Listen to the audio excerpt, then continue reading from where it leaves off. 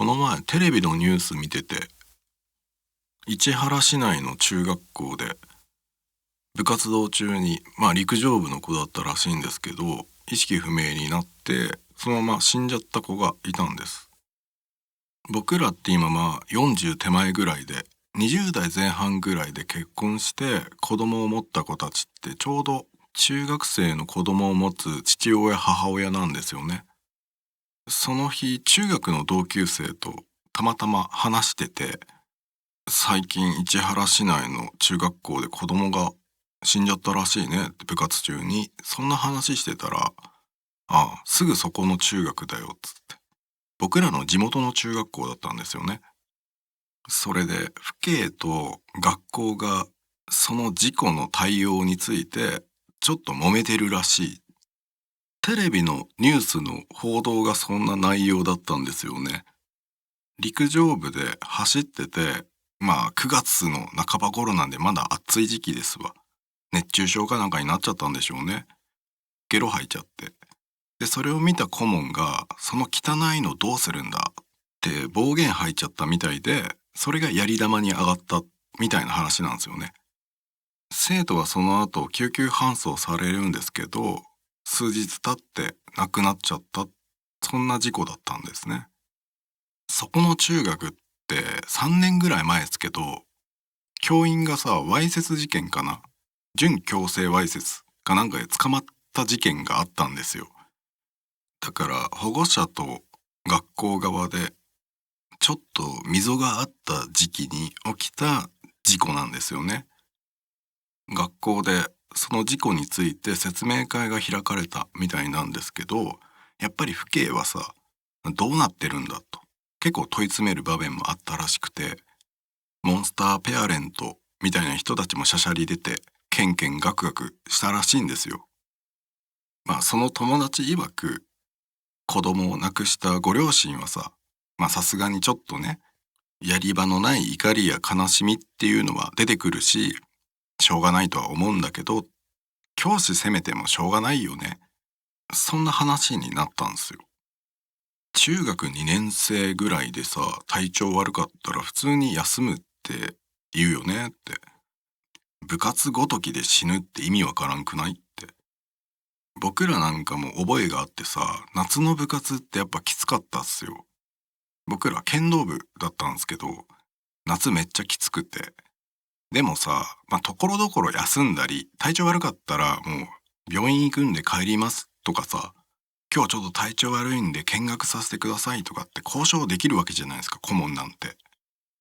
子供の突然死なんてあるわけで、だからたまたま部活中に体調悪くなって結果死んじゃったと。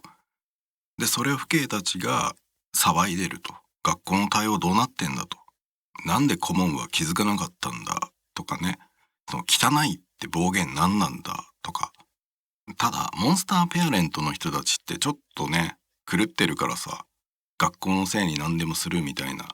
昔あったんすよね。千葉県の小学校かな、船橋かどっかで。給食中にパンを早食いだっつって丸飲みした子がそのまま窒息して死んだっていう。で、その両親が、なんでこんなの止められなかったんだみたいな学校側を責めちゃってて、うちの子がバカみたいじゃないかって。いや、バカなだけだったんですよ。調子乗ってパン丸飲みして喉詰まらして死んだだけだから。父兄の気持ちもわかるけど、先生責めてもしゃあないよね。そんなことをそいつがずっと言ってて、俺昔って聞かせてくれた内容が怪談だったんですよね。当時高校生ぐらいでしょうか。ちょうどインターネット、パソコンなんかが台頭してきた頃で、ピアツーピアっていうんですかね。ファイル共有ソフトって流行ったんですよ。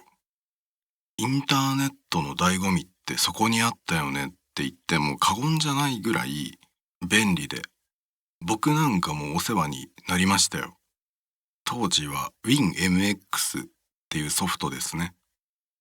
ピアトゥーピアって、例えば誰かが持ってる音楽とか映像とかソフトウェア、何でもいいんですけど、そういったものを共有して欲しいものがあったら自分のパソコンにダウンロードができるっていうサービスなんですよね。だから自分が持ってない CD とかをさ、丸々ダウンロードできたり、まだ公開したての映画なんかをユーザーの誰かが録音録画して映画泥棒してきたデータを他のユーザーでさ、それを見たい人が検索とかかけた時に出てきてダウンロードして家のパソコンで見れちゃう。漫画なんかも丸々上がってたりしてね。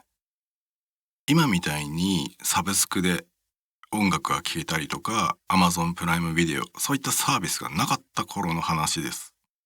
ちょうどインターネット常時接続が各家庭に普及していった頃の話っすね。ただ当時から違法性は言われてて、著作権がどうとかさ、しばらくして逮捕者が出てきたんですよね。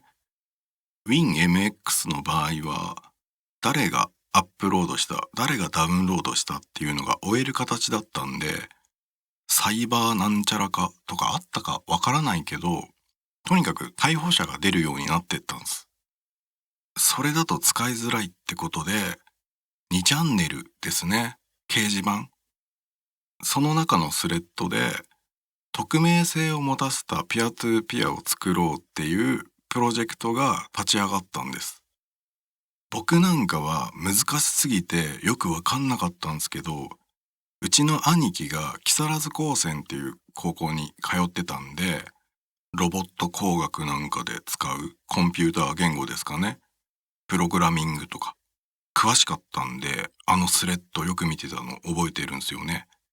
47氏って人が小手半つけて作ってて、それで出来上がったのが Winnie っていうソフトなんですよ。2チャンネルなんて当時人がめちゃくちゃいたからみんな使うようになったんですよね。Winnie で共有。ネットがカオスだった時代ですね。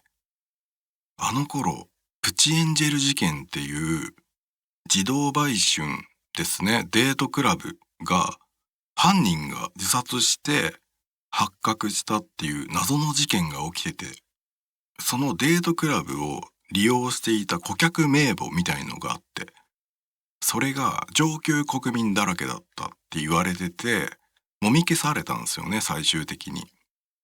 パタッと報道されなくなったり、それを追っかけてたジャーナリストの人が視察隊で東京湾に浮かんじゃったりとかして、すごいね、怖い事件だったんですよ。あれなんなんっていう。で、その犯人が持ってた1000本ぐらいある子供のセックスビデオですね。児童ポルノ。あんなのがウィニーに流出したって言われてたんですよ。そんなのがあったからか、ユーザー数がめちゃくちゃ増えたんですよね。いわゆるその児童ポルノなんか持ってても捕まらないっていうね。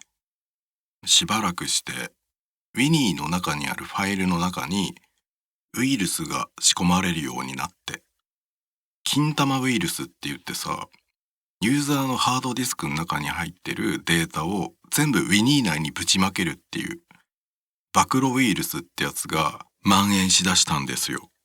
あれやばくて、交換庁のさ、職員のパソコンとかのデータが丸々ウィニーに流出してたりとか、海上自衛隊のマル秘ファイルとかさ、警察なんかの内部資料1万件が流出したとか、市役所職員ですかね、住民票コードとか国民年金のデータなんかが丸々何万件って流出したり、銀行の顧客データなんかも流出してましたね。テレビがガンガン報道してて、あれ逆に煽ってたんじゃないですかね。早くダウンロードしとけみたいなさ、そんな風に聞こえてたんでね。それを面白がってみんな見てましたよ、流出情報って。一回流出したら止まらないんでね、消せないんで。だからあの頃、官房長官やってた元安倍総理、もうウィニー使わないでください。流出止まらないんでって泣き入ってましたよね。そんな頃のお話なんですよね。俺が当時大学生、付き合ってた彼女がいてさ、その子が高校生だったよね。